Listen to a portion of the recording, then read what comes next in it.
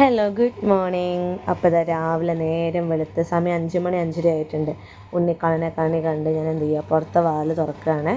പുറത്തെ വാതിൽ തുറന്നാൽ നമുക്ക് നേരെ അമ്പലം കാണാം. അപ്പം അവിടുത്തെ വിളക്കും കണ്ട് പ്രാർത്ഥിച്ച് നല്ല തണുപ്പും കിളികളെ സൗണ്ടൊക്കെ ആയിട്ട് നല്ല ഭംഗിയല്ലേ രാവിലെ തന്നെ കാണാൻ. ആ പുലർച്ചെ സമയം 5:30 5:40 ആയിട്ടുണ്ടാവും. ഇന്നെനിക്ക് ഭയങ്കര സന്തോഷമുള്ള ദിവസമാണ്. ഇന്ന് മോളെ പിറന്നാളാണ്, രണ്ടാമത്തെ ആളെ ബർത്ത്ഡേ ആണ്. അപ്പോൾ രാവിലെ തന്നെ വേഗം അടിച്ച് വാരി പണികളൊക്കെ കഴിഞ്ഞിട്ട് അമ്പലത്തിൽ പോകണമെന്ന് വിചാരിക്കുന്നുണ്ട്. എന്തായാലും അമ്പലത്തിൽ പോകും. അപ്പോൾ അതാ സമയം നേരം വെളുത്ത് വരുന്നുള്ളൂ. നമ്മൾ മൊത്തം ലൈറ്റൊക്കെ ഇട്ടതിനെ കൊണ്ടാണ് വെളിച്ചം തോന്നുന്നത്.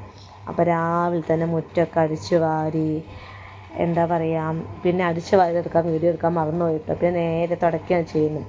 അങ്ങനെ നേരെ അടിച്ച് വാരി തുടച്ച് കുളിയൊക്കെ കഴിഞ്ഞതാ കുളി കഴിഞ്ഞ് വന്നിട്ട് കുളിക്കുന്നതിന് മുന്നേ ഈ പണിയൊക്കെ ചെയ്തൊരു സമാധാനം അല്ലേ. അങ്ങനെ ഇതാ കുളിയൊക്കെ കഴിഞ്ഞ് വന്ന് ജസ്റ്റ് ഒന്ന് മാറ്റി കണ്ണാടിയൊക്കെ നോക്കുക ചെയ്യുന്നത്. അങ്ങനെ വിളക്കൊക്കെ കത്തിച്ച് അമ്പലത്തിൽ പോകാൻ വേണ്ടി സെറ്റാക്കുക. മോൾക്ക് ഇന്ന് സ്കൂളിൽ അംഗനവാടിയിൽ പരിപാടിയുണ്ട്. അപ്പോൾ അതാ റെഡ് ഡ്രസ്സൊക്കെ ഇട്ട് ഞാനും കൂടി ഇത് അമ്പലത്തിൽ പോവുകയാണേ. വേറെ ആരും വന്നിട്ടില്ല, ഏട്ടൻ്റെ തിരക്കാണ്.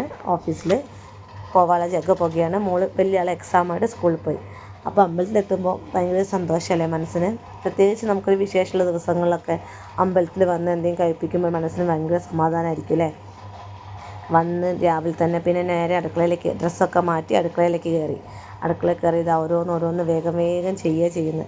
എന്നുവെച്ചാൽ എനിക്ക് ഓഫീസിൽ പോകാനുള്ള സമയം ഏകദേശമായി വരുന്നുണ്ട്. അപ്പോൾ അതാ വേഗം ഓരോന്ന് ചെയ്തുകൊണ്ടിരിക്കുകയാണ്.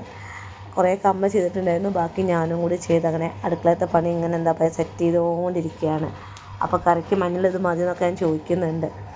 അപ്പോൾ എന്താ പറയുക, ഇന്ന് പ്രത്യേകിച്ച് വലിയ പരിപാടികളൊന്നുമില്ല, പച്ചക്കറിയാണ്. സദ്യ എന്ന് മാത്രം പറയാൻ പറ്റില്ല, എന്നാലും അത്യാവശ്യം കുഴപ്പമില്ലാത്ത രീതിയിൽ. അപ്പോൾ എനിക്കിപ്പോൾ ലീവ് കിട്ടിയില്ല, എന്തായാലും ഓഫീസിൽ പോകണം. അപ്പോൾ അതൊക്കെ ഇങ്ങനെ പറഞ്ഞുകൊണ്ടിരിക്കുകയാണ്. അങ്ങനെ ഇതാ കുറച്ച് രസം ഉണ്ടാക്കാമെന്ന് വിചാരിച്ചു. അവൾക്ക് രസം ഇഷ്ടമാണ്. അപ്പോൾ രസത്തിനുള്ളതും കൂടി ഞാൻ മുറിച്ചിട്ടുണ്ടായിരുന്നു.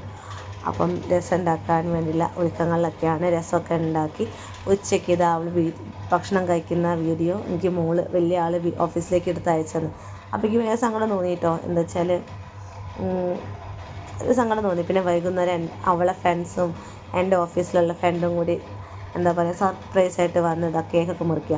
ഈ കേക്കില്ലേ, എന്താ പറയുക, എൻ്റെ മോളെ ഫ്രണ്ടിൻ്റെ അമ്മ ഉണ്ടാക്കിയതാണ്. പക്ഷേ അടിപൊളി ടേസ്റ്റും നമ്മൾ വിചാരിച്ചതിനേക്കാളേറെ ഭംഗിയിലുണ്ടാക്കി തന്നത്. താങ്ക്സ് ടാ. അവളെ പേര് എനിക്ക് ശരിക്കും അറിയില്ല. മോളെ പേര് ശ്രീ പാർവതി എന്നാണ്. അങ്ങനെ എന്താ പറയുക, കേക്കൊക്കെ കഴിച്ച് എല്ലാവർക്കും ഭയങ്കര സന്തോഷമായി. അപ്പോൾ ഇവർ വന്നപ്പോൾ നമുക്ക് എക്സ്ട്രാ ഒരു സന്തോഷമായി. വിചാരിക്കാതെ വന്ന ഗസ്റ്റ് അല്ലേ. അപ്പോൾ അതാ എല്ലാവരും അവർക്ക് കേക്ക് കൊടുക്കുകയാണ്. എൻ്റെ പൊന്നൂന് 4 വയസ്സായി. എനിക്ക് ഇന്നലെ അവളെൻ്റെ കൈ കിട്ടിയ പോലെ തോന്നും. മൂത്ത ആൾ കുറച്ച് വലുതായി, അതിന് ശേഷമാണ് ചെറിയ ആൾ വരുന്നത്. അപ്പോൾ അവൾ കുറച്ചൊരു കുട്ടികൾ ഓവറായിട്ടുള്ള പുന്നാഴിച്ചിട്ടുണ്ട്. ആ ഒരു കുടുംബത്തിൽ അവൾക്ക് ഉണ്ടാനും.